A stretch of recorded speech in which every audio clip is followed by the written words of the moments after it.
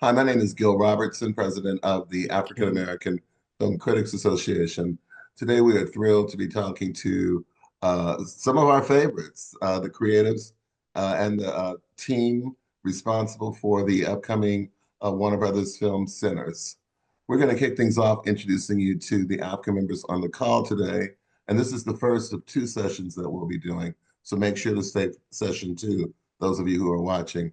But our African members today for this first sessions are Emmanuel Noisette from Chicago, Jill Monroe from Los Angeles, Ruben Regaud from South Florida, Brandon Collins from New York, New York.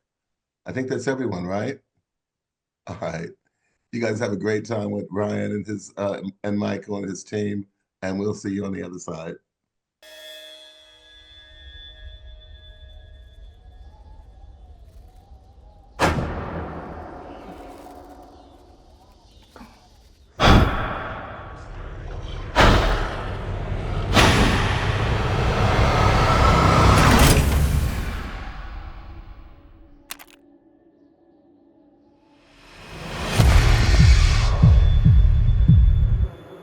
I've been all over this world.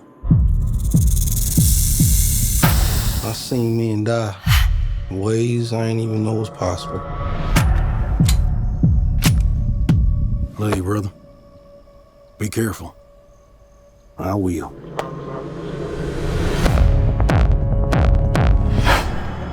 With all the things that I've seen,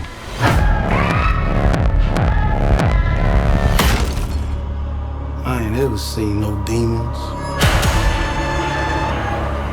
no ghosts, no magic. Till now. Hey, get back inside.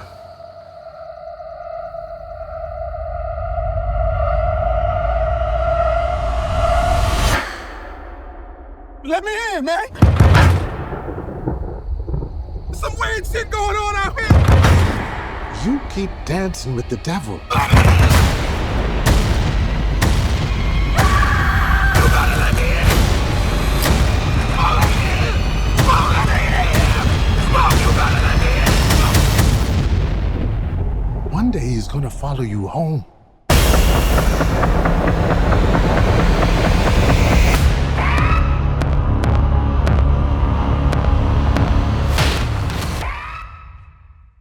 All right. Hello, Emmanuel Noisette, or E-Man from E-Man's Movie Reviews. I'm going to kick it off with Ryan. I'm not sure if you recall, but man, I met you almost like 10 years ago when I had way more hair. And you, Michael, Tessa, y'all came to Chicago to promote Creed. And during the Q&A, you emphasized to the audience how important you thought it was for directors to also be writers. So I've been fascinated with that ever since. So my question for you is, as a writer, how did you go from honoring the memory of your late uncle and the themes of culture and music to then as a director using vampires as a medium to help us visualize all that? I mean, it's a great question, man, and it sounds strange even when I talk about it, you know, because it's a lot of elements, man, and I kind of poured my whole life into this movie. You know, and I feel like I've been preparing for it for my whole life. But to be honest with you, man, I use like a cooking analogy, man. It's funny because our code name on the movie was Grilled Cheese. We didn't have a title for a long time, but I love to cook.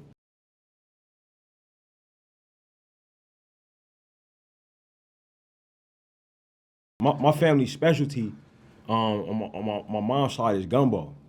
You know, like that's what they known for, right? They from the Gulf of Mexico. They from Port Arthur, Texas, and it's to this day the best gumbo I've ever tasted, and I'll put it up against anybody's. You know what I mean? And this film is that. You know what I mean? Like, it's, you know, gumbo is its own dish, but it has a lot of crazy elements in it. You know what I mean? But when you say gumbo, you know what that is. You know, it's more than just the sum of its parts. And for me, you know, I love cinema. It's the artistic language that I speak the best. I love horror films. People didn't know that about me based off the last few films that I made. I wanted to really show my full self to the audience. You know, and the reality is that Delta blues music, which is the most important contribution our country has made to global popular culture, I believe, through this research. It's just an epic art form, but it has a very close relationship with religion. It has a very close relationship with the occult, with spirituality, both from the African continent and with Christian influences and others. You know, so it made a lot of sense, you know, to make it this way for me. And once I found these actors, you know, it made more and more sense every day. If there's anything to that. All right, thank you so much, man. Congrats on the film. It really did feel like jazz on screen. So thank you. Right on. That means a lot, bro. We coming to Chicago, bro. We're gonna be out there in a bit. You should pull up. I got you. I bet. Hi, Jill Monroe, KBLA Talk 1580. So for Wunmi and Michael, the relationship between these two characters is very tender, very loving, but there's also that knowing that is there. So Wunmi, what does she know about Smoke that makes her care for him and do some of the things that she does for him in his absence? I feel like she covers him. She's someone who like speaks life into him. She protects him. She's his safe place, his sanctuary, his home. And so I think whether they're physically together or apart, they're spiritually always entwined. And yeah, I think she's just someone who she says that she prays for him and his brother because there is no smoke without Stack every day. Yeah, I don't know. I think he is a part of her power too. Her love for him is nourishes her fire and her power. Yeah. I agree. Amazing, thank you. Hi, my name is Ruben Peralta from Coca-Cola. How are you guys? Doing good. Great, bro. One of the things that I love about is the title of the film, because I feel it's loaded with moral and religious, that feeling of sinner, and the definition of being a sinner is very particular.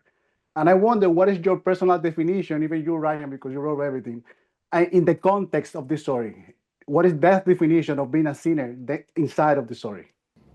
That's such a great question, man. Like I love this title, and this is the first. We didn't, like I said, we didn't have a title for a long time. You know, it was almost a joke. Like our script supervisor, Steve Gerke, would pitch a title every day. Like, you know what I mean? Every day we would say, you know, he would hard sell a different title every day, and that was you know, we had so much fun, but I had a hard time coming up with a title for this movie, bro. Like an intensely hard time. And I think we found it like in a collaboration with a lot of different folks, a lot of different elements. But it was like once we found this, I was like, oh my God, it always had to be this, you know, because there's so much judgment involved in that title, but there's also an acknowledgement that everybody is this, you know what I'm saying? Like everybody knows that this is something that everybody is, but you can also like levy it against someone, you know, and I think that the brilliance of blues music. The Delta blues music is that blues musicians don't have a problem judging themselves and leading with that, like leading with their flaws, you know what I'm saying? Leading with the fact that I'm tormented or I'm broken, and finding a way to make that not just acceptable, but to make that seductive, you know what I mean? And make that cool, you know. For me, I think that like it's something so brilliant in that. And also so black, you know what I mean? Like but also like it's for everybody, which is why the blues became something that everybody all over the world can take ownership in. You know what I mean? You know, that's what I had. For the performers, what the definition of being a sinner is inside the story, Michael? I mean, everybody's flawed. I feel like all the characters at some point are at a crossroads of some type of sin. You know what I'm saying? Whether they see it, whether it's off camera, before the movie, or during the film, where our story takes place. I think there's some element of that, of ownership of that in some type of way, which I found pretty profound and interesting. That those characters kind of existed where it was, and then we found the title afterwards that kind of encompasses the characters in the movie. Thank you so much, guys. Congratulations. I love the film. One of my favorites so far. Appreciate that. Thank you, man. Hey, everybody. Brandon Collins from Media Popcorn Podcast. My question is for all of you. I love to hear about people who are at the top of their game and how they problem solve. So can each of you tell me, without spoilers, about the hardest day on set and how you push through it? And I'm going to start with Mr. Caton. Oh, man. Toughest day on set. Tell me about your hardest day on set, but don't tell me nothing about the movie. All right. I want you to figure that out. Let's do it. I don't think I can do it, but I can say one of the toughest portion of the film was probably like some of the night shoots. Man, it was a lot of elements. We shot the film in New Orleans, and it was a lot of elements, the heat, but we was all in it together, so it kind of made it fun. I feel like the hardest day was probably my last scene. Not my last scene. I shot my last scene in the movie. Mm-hmm. I think just kind of encompassing all of the emotion and love and grief and hope and truth of the scene. It was just a hard day to kind of balance it all whilst keeping the story in the forefront, because emotionally there's a lot to balance in there. Mm-hmm. Thank you. And Mr. Jordan, since you had dual roles? Every day. It was a challenge. I would say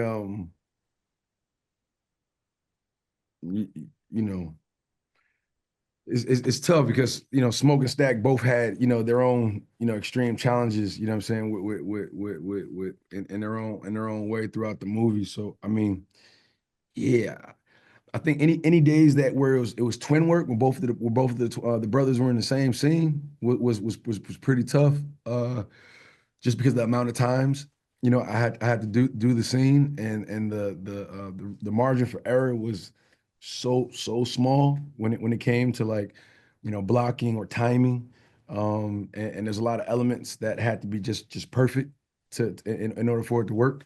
So I think overall the twin days were probably the most challenging for sure. Okay, and last but certainly not least, Mr. Coogler.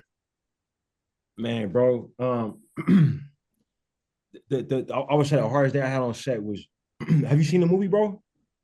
Of course, absolutely. Okay, yeah. So there's a scene early in the movie where the Smokestack twins are driving the Model T, and Sammy's in the back seat, and they drive to a rural road, and they park the car and jump out and go into a hideout. And like, bro, like the way we had to shoot the repeat passes on the car with the with the twin work, and I had an incredible visual effects team, and Michael Rowler, our visual effects supervisor, and James Alexander, our visual effects producer. We were all trying to figure this technology out. You know what I mean? And we developed a new way of doing this work with repeat passes, and I was trained to be right next to the camera. That was how I learned how to be a filmmaker. And anytime when I'm separated from the camera, it becomes very difficult for me. Like, I don't like being out of monitor while the camera is close to the actors. It puts me on my back foot. But I had to be like this on this twin work, because I had to see the image of the past that was done before, and they do it in a layering effect, so that people look like ghosts. You know what I'm saying? Like in the actual image. And on one shot, bro, they fucked up the layering effect where they doubled it. And so the car came down the road, and then like 8 different mics jumped out of the car. And I swear, bro, my eyes went like this, bro. Like, cause like my whole brain shut down. Like, yo, what the fuck is going on? You know, and here's the other thing. Like, I'm making a twin movie, but and I love identical twins. I got a bunch of them in my family. I'm good with identical twins, but I have a doppelganger phobia. You know what I'm saying? So I'm good with identical twins, but doppelgangers will literally paralyze me with fear. You know what I'm saying? so they produced like 3 pairs of doppelgangers, literally, bro, like on separate timing. You know what I'm saying? So like all of these, it was like the Kendrick Super Bowl thing. Like hella people got out the car, bro. I was just Model T, and I just like shut down for 30 seconds. You know what I'm saying? And nobody knew why I was freaking out, except for Mike. You know what I'm saying? Like, but you know, that was definitely my most difficult day on set, I would say. All right. Well, I was not expecting that. Thank you all so much. Great work. Thank you. Michael, Ryan, Wunmi, and Mike, thank you for a wonderful performance. We love this film. We're looking forward to seeing it do great things. We're going to kick things off introducing you to the AAFCA members on the call today, starting with Tatiana Abenandos from New York, Anthony White from New York, Nancy Green from Los Angeles, Dana Abercrombie from New York, Brandon Collins from New York, Ruben Regald from South Florida, and Emmanuel Noisette from Chicago, Illinois. I'm going to let you guys do what you do so well, and I'll see you on the other side. Thank you. Good morning. I'm Tatiana with Medium Popcorn Podcast. And one of my favorite scenes of this movie actually includes everyone right now, and it was the fighting scene. So my question is, which fighting scene? There are a few of them. True, and I don't want to spoil it for our. Oh, okay, got it. But the big one. Okay. The big one surrounding the juke joint, and so I particularly wanted to know, had you had any training prior to the movie that assisted you, and if not, what steps did you take to make that scene come to fruition? Listen, I just want to start by saying it did not have to end like that. Come on, yeah. You know, it was peaceful, it was jovial, and then I'm not going to say too much, but there's a Molotov cocktail gets launched, and what are you supposed to do? Yeah. What are you supposed to do, you know? Lily, I'm looking at you. Well, you know, without me, there would be no movie. Wow. There would be no third act. That's a fact, actually. Because, you know, it would have never hit the fan. I'm going to ask you a question, young lady. Yes, I've had stage combat in my actor training. That was your question, right? Yes. Have you had? Yes. So yes, I had stage combat, fighting combat. And did you find that training? Did you find that it helped you for this, or was this a particular fighting style you? No, it did help. It did help, and also when I was younger, I took a lot of dance classes, and you know, fight either in the theater or on screen is choreographed. So all of that training helped with this work in this film. Yeah. The fighting. I had to train how to throw a fireball. That was terrifying. But I was all right. Yes, it was all right. Okay. It's better than all right. Yeah. My favorite Try was being on the receiving end. my favorite was picking up a weapon and being told by the arms people that I'm not doing it right, but keep it because that is realistic for Perlene. And I said, "Oh, thank you." Jamie. Shit sandwich. Yeah. 3 o'clock. The square next to In the pink, that's in the Jamie. pink, that's Jamie. That's what I said. Delroy, now. Like you don't understand, Jamie. You don't understand how small the box is right now. I didn't know that the was box you, is Jamie. tiny. He just heard your voice. That's how he knew. I had no idea. I'm sorry, Jayme. I didn't know who this chick was. So who is that? This is crazy. You would talking all think this we stuff. didn't do a movie together, like at all. Jayme, I apologize. The box is small. We're taking up these guys' time. Yeah, we're I'm taking the time. Sorry, Go ahead. they didn't come for this. Sorry. Yeah, they didn't want to hear all that. They didn't want to hear that. Oh, that's your man. We're not gonna get through. Stop it. Let them Please speak. let the journalists speak. This is funny as fuck. We have a good time together, y'all, and hopefully it shows in the film. To bring it back as professionals, hopefully it shows in the film centers, because the cast really got along well together, and and Ryan and Michael B set that tone. They really did. Yeah. It was welcoming, and their collaboration, this being the fifth one, really, in speaking for everybody, felt like it was extended to all of us. It was. Yeah. No question. Thank you so much, and it really shows. Thank you. Hey, thank you all so much. Anthony with the movie blog, very excited to speak with all of you. It's an honor and a privilege. Thank you all so much. Now, my question, watching this movie, there's some insane moments in this movie. We got vampires, we got baptisms, we got fire. The whole thing was out of control. And I'm curious, what was your first reaction seeing the final cut, especially with all the full sound design? Like, Delroy, you had that moment where you were talking about a lynching and they overlaid the sound, all that stuff layered in. Was there anything that genuinely shocked you, even as, folks who lived through it on set? I'm curious what your perspective is. I genuinely was very jump scared. Every single one of them made me startled me. To me, I thought it was fantastic the way, based on what we shot, what we read, to then see how Ryan's mind works and how everything got put together and came to life. When you make a film, it requires a lot of trust as an actor, because you only have control over what it is that you lay down, and you don't know how it's going to be used, and you just pray for the best. And I think that one thing I want to give credit for is because Ryan made us all look fantastic, and I think he honored all of our performances. Yeah. Last night was unreal. Getting to be with an audience for the first time and watching that. I mean, it felt like church in that theater a little bit. Lot of oh girl, don't do that. Wait. My favorite, Miles's aunt. Oh, God bless her. There's a scene that Miles and I have, and it's dead quiet, and his aunt just goes, "What is happening?"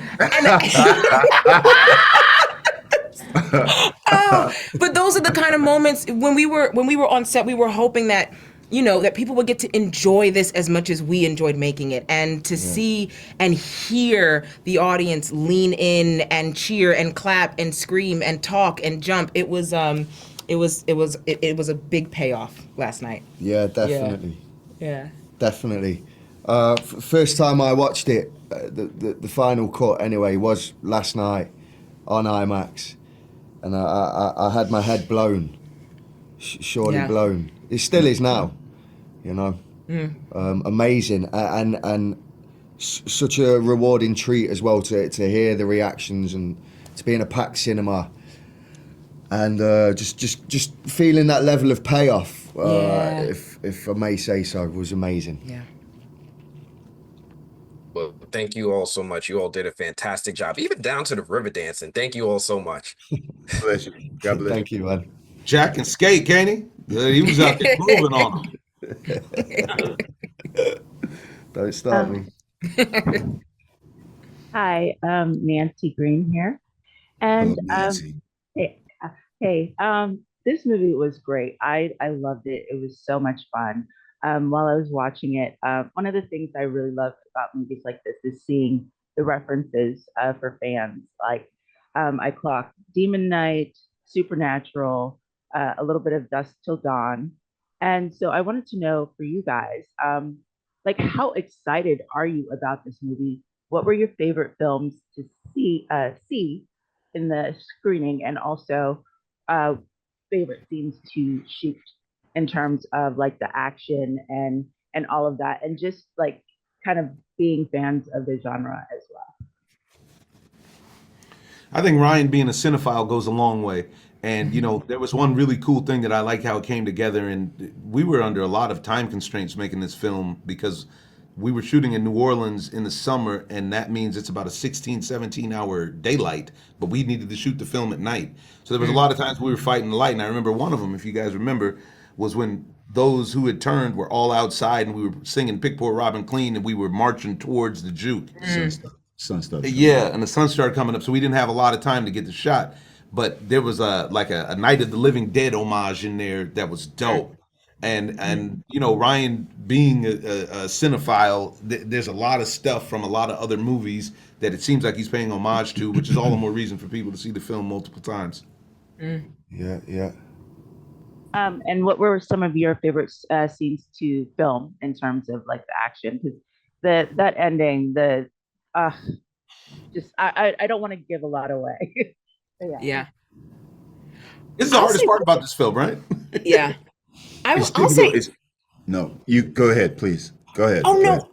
I was gonna say one of my favorite scenes to film. It wasn't an action sequence, but it's when things turn left. We had some days we couldn't get through the shoot because we were just cracking up laughing. So there's also some like inside jokes that I think we all were laughing at that the rest of the audience wasn't laughing at. But that made watching it really special because I felt like I was back on set with these guys again and getting to see that there's when Omar puts his hand out, every time I have a chuckle. I can't. Yeah, man, absolutely. Give it up. Because you know what's coming. Give it to me. Yeah. You know what's coming, right?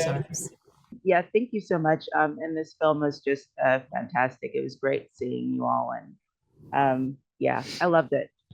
Thank you. Thank you very much. Thank you. Hi, Dana Abercrombie, The Coalition. My question is directed towards Mr. Lindo.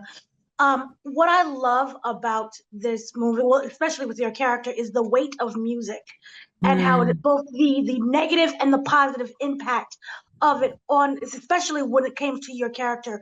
Can you talk about finding the balance between that, the joy and kind of not the hatred, but the kind of the negativity in which it brings to that character?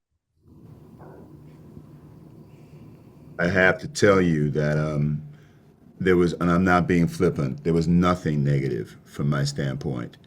You as an audience, how you receive what you saw is very different from me making the work, because there was nothing negative about the Delta Slim's relationship to the music. Certainly you can say that Delta Slim, I am a person who has a history that one could say some of it was positive, some of it was negative. But you know what? Here's what's interesting. And I'm not sure what you're referring to when you say negative, and you don't need to tell me, it's okay. But let's for instance talk about the drinking. What I thought I understood about the drinking, my drinking, is it's steeped in my history. And when I'm in the car talking about what happened between myself and my man, hopefully the audience gets a sense of where that comes from. Yeah. Right? So to answer your question, there was nothing negative from my standpoint. Complex, absolutely. But I not to oversimplify this, but I try to play each moment as truthfully as possible. I did a lot of research. I listened to a lot of music, a lot of Howlin' Wolf, a lot of Son House, a lot of cats who were from that region of the country, and make this person, Delta Slim, as multi-dimensional as I could. And how the audience responds is outside of my control, and as it should be. You know, you all should have your own reactions to it. But there was nothing negative from my standpoint at all. Thank you. Thank you. Hi, Brandon Collins, Media Popcorn Podcast. My question is for Mr. O'Connell. Without spoiling too much, what research or preparation did you do for the role, Remick?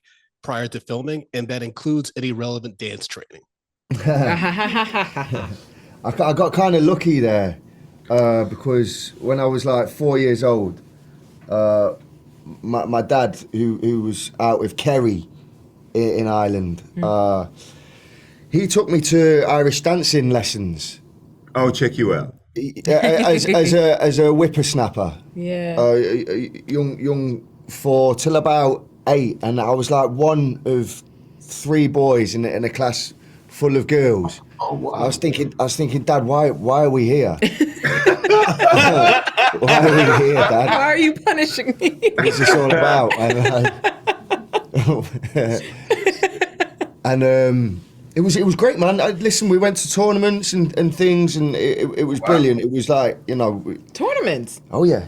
Jumping Jack, they used to call me. Stop it. Jumping Jack. How about that? You have medals. I've got medals and shit. Do you really? Oh my God, are you hearing this? Yeah, I am hearing this. God bless you. That's part of his background. Part of his history. Jumping Jack, that's your new... Jumping Thank you for Jack. sharing that, Yeah. Mr. O'Connell. Great job to everybody. Yeah, it was. Yeah. And then the music as well. Like I was reared on that traditional Irish music, and Ryan Coogler was. This is the real stuff. Not like the pop mainstream, the Cause, who were great. Don't get me wrong. For example, but yeah, the Dubliners, Luke Kelly. That's their heritage, and that's the education there. So it was great. I could not believe that it featured in this. Film. The first time I read it, I had to read them pages multiple times before I could believe it. Yeah. So I was honoured. It was a massive thrill. So thank you so much, everybody. Yeah, man, Jumping Jack. Jumping Jack, that's your new contact. 4 years old. You about to change as soon as we get off. Yeah. Jumping Jack. Jumping Jack. That's a keeper, Jack. You're not gonna be able to shake that, bro. That'll be coming out down in Australia now, Delroy. How about that? I will not forget it. Jumping Jack. Meet Jumping Jack right here. Jumping Jack. Hi, my name is Ron Peralta from Colega.net.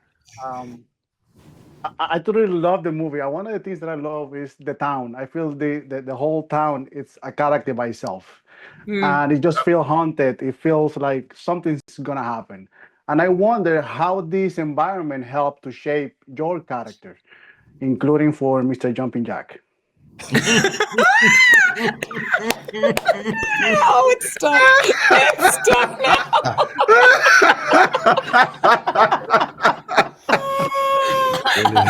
I think Jumping Jack needs to answer that question. Hell yeah. Yeah. Take it away, Jumping Jack. Get him, JJ. Okay, can you repeat that? Sorry. My head was elsewhere, man. I was back in 1994 at the Irish dance tournament. What was the question? Sorry, mate. Can I say something? Of course. You identified something at the very beginning of your question. The community is a character. Yeah. The community is a character in this film, and it absolutely is a very strong character. And the community has such vibrancy, has such beauty, has such depth of character, and Sammy, Preacher Boy, being part of a lineage, his relationship to the community, that's exactly what Remick, I think, I don't want to speak for you, JJ, but This is great. Love it. that's exactly what he and his colleagues want, because that's where the value is. That's where the goal is in this community. That's what they're coming after. He says it. He says it. But I want your memories. I want you'll you. know what I know. I'll know what you know. That's right. He says it. Wow, that's he great. articulates. That's great. Articulates it. So, Now, but you may have a different opinion, JJ. What do you think, man? No, I'm with you, man. No, I'm with you. Not even being facetious. No, that's well said. Yeah. Yes. I think it's Community is a character. that God-given thing. It's that God-given thing that he's after there.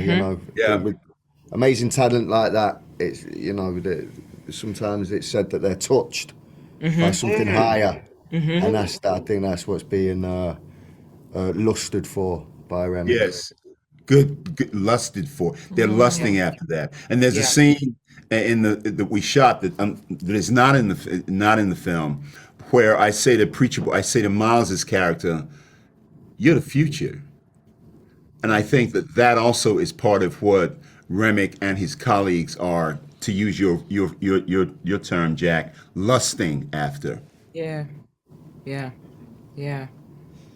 I agree. Thank you so much for your time. I love the movie. It's one of my favorite this year so far. Thank you. Thank you. One of. I have seen so many so far, like you have no idea. But this one, I love horror movies and I love everything involved with vampires. I think it's just deeper than just sucking blood and killing It people. absolutely is. That's right. And this especially these vampires, they just want to transform people just for pleasure. So they wasn't looking for anything else. And I think that's depth. It's really deep, the feeling. Thank you. Thank you. All right, Emmanuel Noisette, or E-Man, from E-Man's Movie Reviews out here in Chicago. My question actually is for Mr. Lindo. In this film, of course, there's like this interesting exploitation that happens to Black folks specifically, but also those who feel unseen or unwanted. And given your illustrious career, have you ever experienced a moment maybe in this industry where you felt unseen or unwanted? And did this film maybe help channel some of those feelings in a way? That's a great question, bro. And not being facetious at all, there are plenty of times when I've felt unseen. Lots of times. One doesn't cry the blues about that. One is aware of the arena that one is playing in. Interestingly, I'm writing a book right now, a memoir. And one of the central components of what I'm writing has to do with being unseen. And it wasn't just me, it's my mom, because it features my mother also. And what we have to do in order to attempt to be seen. And to the extent that that's my story, I would say that that's people of color across the globe. That's part of what we have to navigate in our lives. How do we get seen? How does our value? How do we get people? No, I was going to say, how do we get people to value us? That's not the emphasis. We are who we are, and the world reacts to us in a certain way, and so often we have to say, no, that's not who I am. Don't put that on me. This is who I am. Right. Your interpretation of who I am is wrong. This is who I am. And when you make that, when any of us makes that statement, no, this is who I am, that is the attempt to be seen in terms of the value, the accuracy of who we are. So that's a very long-winded answer, man. Yeah, there are plenty of times I've been felt unseen, but I'm sure that everybody here can tell you stories that encapsulate a very similar experience. But thank you for the question, bro. Well, and I got thank to you plug for the my answer. book, so thank you. Yes. I appreciate it.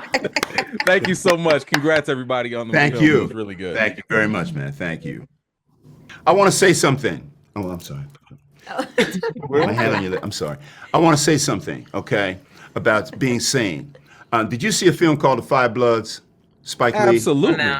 Okay. So that was a very interesting experience. I'm not going to harp on it, but because I've felt profoundly proud of that work, the whole endeavor, and to see how certain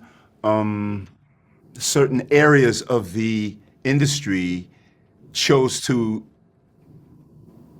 ignore it was a lesson. And I say it was a lesson to have that experience at this point in my career. Was a not wonderful, it was a lesson, because what I had to do was recalibrate some things internally in reaction to that. But what I'm thankful for in the final analysis is the job, the gig, and I say this to all of us who have experienced rejection or whatever, the gig is to keep working. Keep working. And remember, the film is forever. Film is forever. No matter who responds or doesn't respond, it's on film. Yeah, I agree. This particular film is brilliant, whether nobody shows up at the theater. And I I feel that think way they're about going this. to Yes. they're going to show up, but I know exactly what you're saying. Yeah. I'm sorry, I went off on a tangent, but I wanted to say that. No, you were giving Jack and me some life over here, so we take it. Yeah. All right. God bless y'all. I actually have a question for Miss Lee.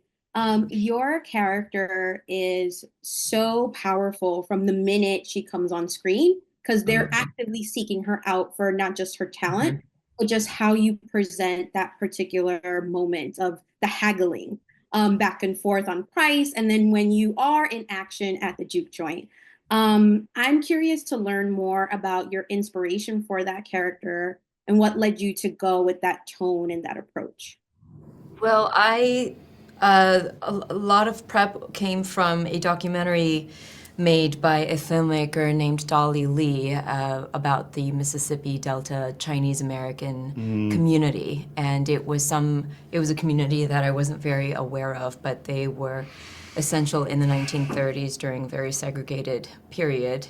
And they kind of acted as a medium, a more or less a bridge between when people were wildly segregated and were not able to even buy the most basic needs such as groceries. And the Chinese community were the ones who started opening up grocery stores for both the Black and white communities separately. I didn't know that history. And when people couldn't afford their food, they accepted credit so that everyone can still eat. And wow.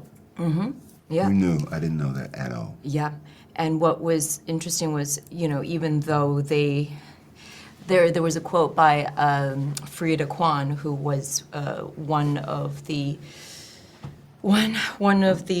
inspirations for Grace is she said, and we all stayed in our lanes. And because if you crossed over, it's not a good thing if we crossed over, but everything was fine as long as it stayed in our lanes. But they were deeply embedded in the culture. If you closed your eyes and you listened to any of them who looked like me, but spoke with such a thick accent, you would never have imagined them to look like the way they do. And they still speak about just how special and unique that group of people are especially when they travel and how much they surprise people with the way they sound. But their mission was to raise their kids and help their kids get out of that world. And so that population has dwindled over the last decades, since the 1930s. But going back to, what makes Grace so strong, I think that's just really all on Ryan. He wrote this incredible character who is faced with these dilemmas of, does she save her daughter? She has nothing but just pure maternal primal instinct to save her daughter at any cost, even at everyone else's lives. Sorry, everyone. Sense. Thank you so much and wonderful job. Thank you very much. Yeah. What's the name of that documentary? The Mississippi Delta Chinese community. It's a It's great literally- documentary on YouTube. It's It's on very YouTube. short. It's very short. Wow. But she's, yeah. I had no idea. And they cooked Southern style Chinese food. And they had to Okay. Wow. It's really Yeah, cool. right. It was really, really awesome.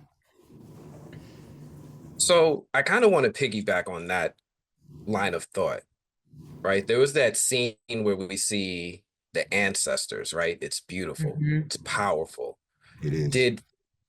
Did filming moments like that affect you personally or change how you thought about the story's spiritual or historical weight?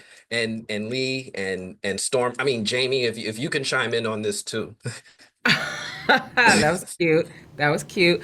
I'll say for me, that was actually the scene that made me want to do this film. I was reading the script and I didn't have enough time to read it really, and there's so much on the pages, and then I got to that one page where Miles has that big number and there's that convergence of spirits, and I had never read anything like it.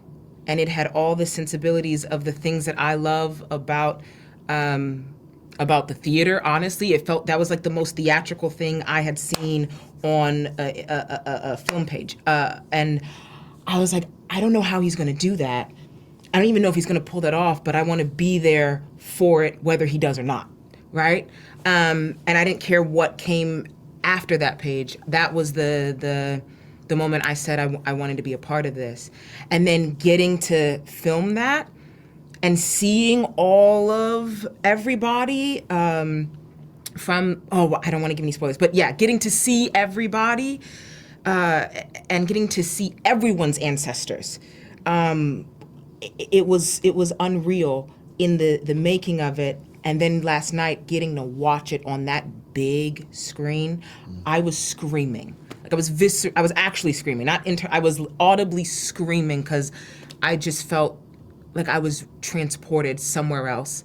And I felt so proud to get to share that experience with everyone. And Ryan gave us that gift and gave everybody else that gift. Because I haven't seen anything like that.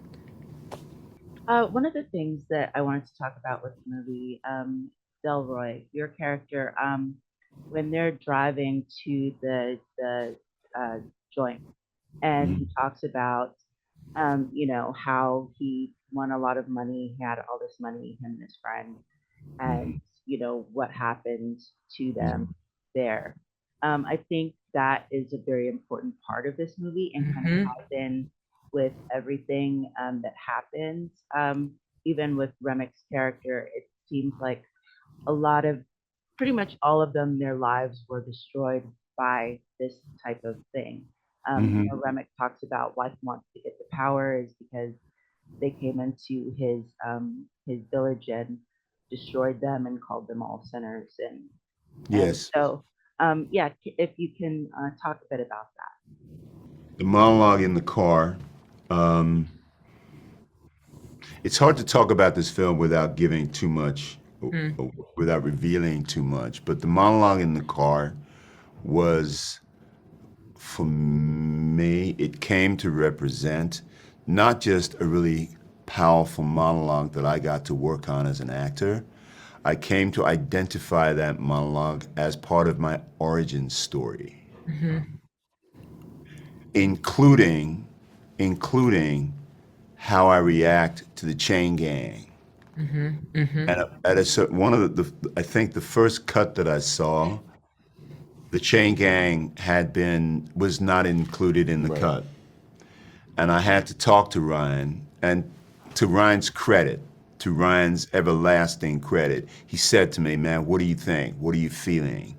And I told him honestly how I was feeling at the omission of that scene, and God bless you. Sorry. And he took it on board, and it was reinserted. That monologue, which actually starts with seeing the chain gang, is part of my origin story. It's part of where the drinking comes from. It's foundational to where the drinking comes from, and the basis of the pain that I am medicating against, self-medicating. Because Rice was again, without revealing so much, I talk about a person in that monologue who was my dude. I mean, my ace boonie.